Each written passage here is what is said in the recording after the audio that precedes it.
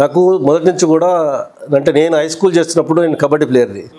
ఆ తర్వాత పెద్దగా అవుతా ఉంటే మేము నా పెళ్ళైన తర్వాత మా రోడ్డు మీద ఒక టీం ఉండేది. పెద్ద సహకారందరం కలిసి మేము వాకింగ్ చేసుకుంటూ వచ్చేది. అప్పుడు మాతో పాటు వాకింగ్కి వస్తాయని అప్పటికి ఆయన అంటే మాకు షటిల్ అనేది మాకు అంతగా తెలియదు. ఆయన షటిల్ ఆడేది.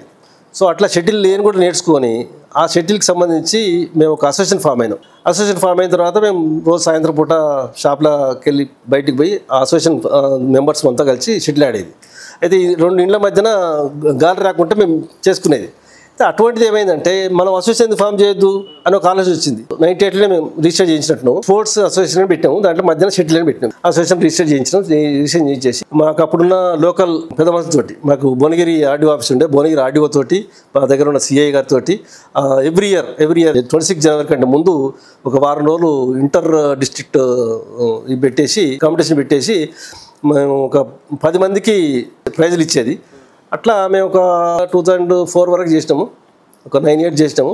తర్వాత నేను హైదరాబాద్కి వచ్చిన తర్వాత మళ్ళీ ఒక 2-3 ఏళ్ళు చేసినాము. తర్వాత ఇక ఆ టీం అంతా కొంచెం అయిపోయింది. అయితే ఎప్పుడైతే మేము ఇవి చేస్తున్నామో మాకు అప్పుడున్న ఎలిమినేటి మాధవరెడ్డి గారి మిస్సెస్ అప్పుడు మాకు ఎమ్మెల్యేగా ఉండే ఉమా మాధవరెడ్డి గారు, అప్పుడున్న మాకు ఆర్డీఓ గారు కానీ మాకు లోకల్గా ఉన్న సిఐ గారు రామచంద్రారెడ్డి అని ఏసీపీగా చేసి రిటైర్ అయ్యిండు. అత్యంత సన్నిహితుడైన. అయితే ఆయన సూచనల మేరకు మేమేం చేసినామంటే దీనికి అప్లై చేసినాం. స్టేడియం గురించి అప్లై చేసాం.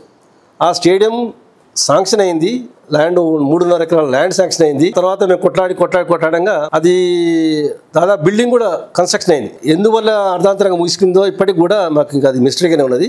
ఆ 3.5 ఎకరాల జాగా ఇప్పుడు అట్నే ఉన్నది. హైవేకు సెకండ్ బిట్కు అది కూడా ఆ శాంక్షన్ కావడం కూడా మా అసోసియేషన్ పేరు మీద రిప్రజెంటేటివ్ బై ధనంజయ అనే పేరు మీద శాంక్షన్ అయింది. ఇప్పటికీ నేను అక్కడి నుంచి ఇన్ఫర్మేషన్ వస్తే నాకే వస్తుంది. నేను దానికి ఇప్పటికి కూడా జవాబుదారీగా ఉన్నాను. గవర్నమెంట్ స్టేడియం అది.